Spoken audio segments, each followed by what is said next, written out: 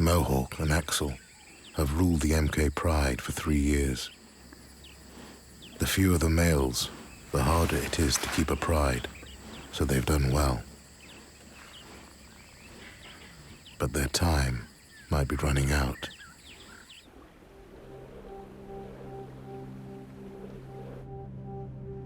Right now, the 4 invading nomads are in the middle of the Hollywood's territory, 5 miles upriver. It's been 10 days since they invaded.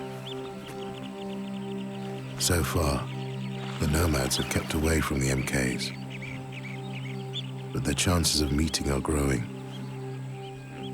The dry season is taking hold. Prey animals are starting to congregate around the river. And where prey goes, lions follow. It's only a matter of time before the punks and the nomads cross paths. As the water starts to dry and these 2 prides come closer and closer together, it's going to become really dangerous. And now knowing that the MKs have cubs, I mean, it's really just, it's heightened everything.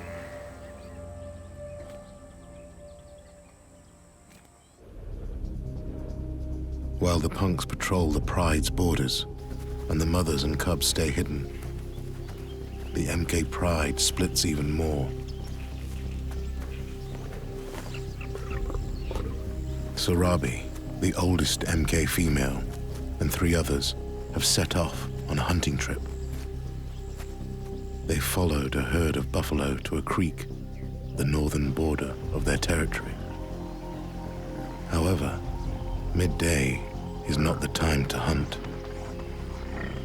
It's over 100 degrees, hot enough to make anyone bad-tempered.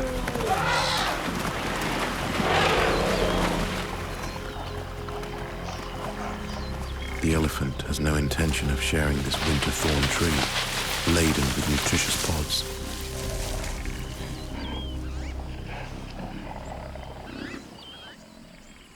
The lions will wait until nightfall for their meal.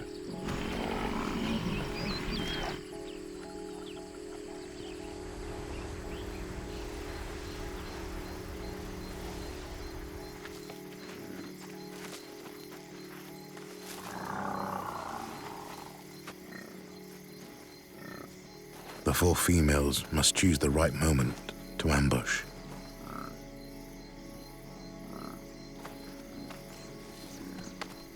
They want to attack from behind to avoid getting speared by the buffalo's horns.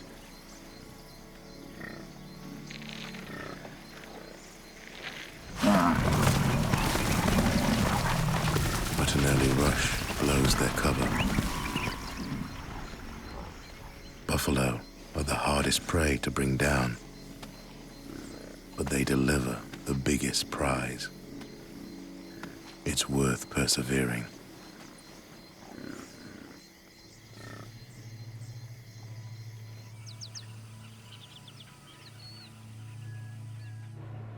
Sam's out early the next morning to see whether the MK lionnesses were successful. She heads south through the Hollywood's territory to a dry riverbed where the Hollywood's land ends and the MK's begins.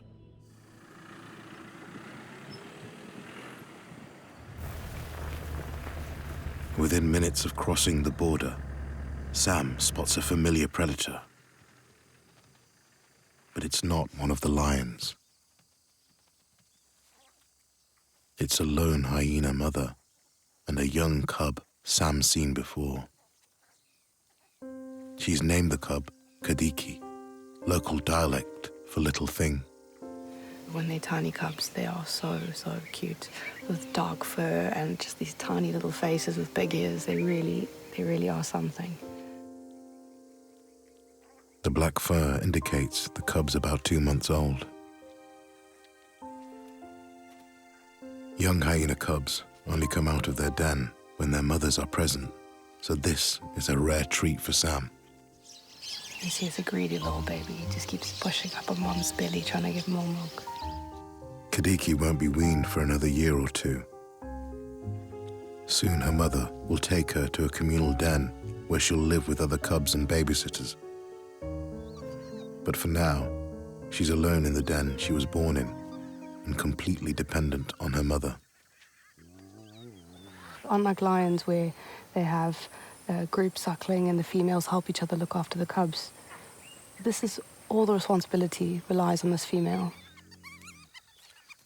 So when we see these hyenas trying to scavenge from the leopards and the lions, it's nice to just remind yourself that there's a reason that they're doing it. Obviously, they have to stay alive and they have to feed their cubs back at the den. Suckling is a huge demand on the mother's energy.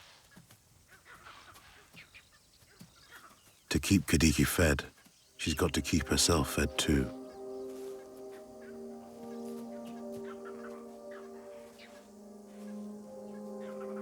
Every feeding trip she takes leaves the cub alone and vulnerable.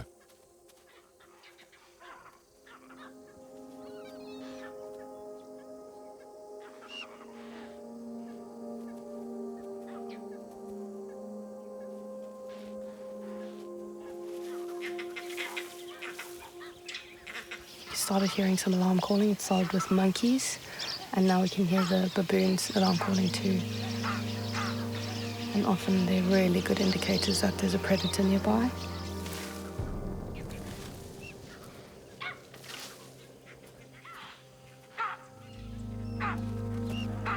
Right on cue, a leopard appears.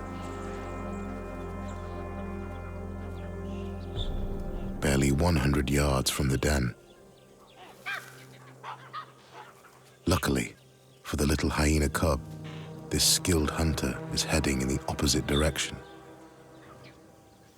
If the leopard had been walking by and had to stumble across the cub by itself, the leopard would definitely kill the cub. Any predator will take any opportunity to kill another predator's cub just to lessen the competition for food.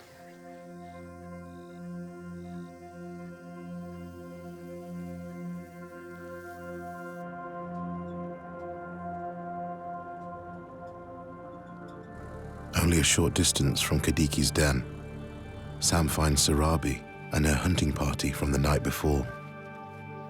Clearly, the lioness's hard work and patience has paid off. So it's just amazing. We have the 4 MK females here, and they've managed to take down a buffalo by themselves. A kill this big is quick to attract attention. And not only from the vultures. The punks have also arrived. This is the first time Sam's seen the MK male so far north since the Nomads invaded. These 2 punk boys have now come closer north, the closest they've been. And I mean, a lion will do anything for food, any opportunity.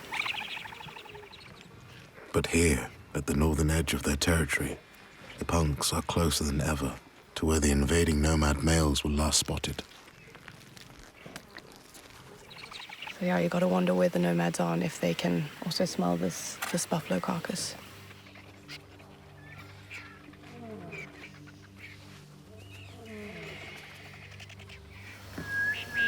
So all the ears have spiked up. They can hear that lion calling. There's little doubt. It's one of the nomads, and he's close. The lions are looking really, really interested. There's another lion calling not far away.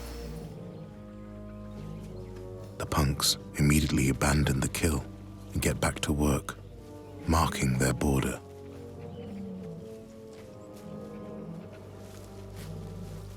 It's now more urgent than ever they keep control of their territory. While the punks do their duty, the lionesses can reap the benefits of their own hard work.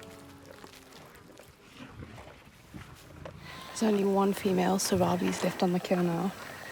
The younger female, she's head off. She's had enough of the sun. It's just the main dominant female left. In 95-degree heat, after plenty to eat, it's time for a siesta. Hey Love Nature fans, be sure to like and subscribe to catch all our wild animal stories. Get closer to nature. right here on YouTube.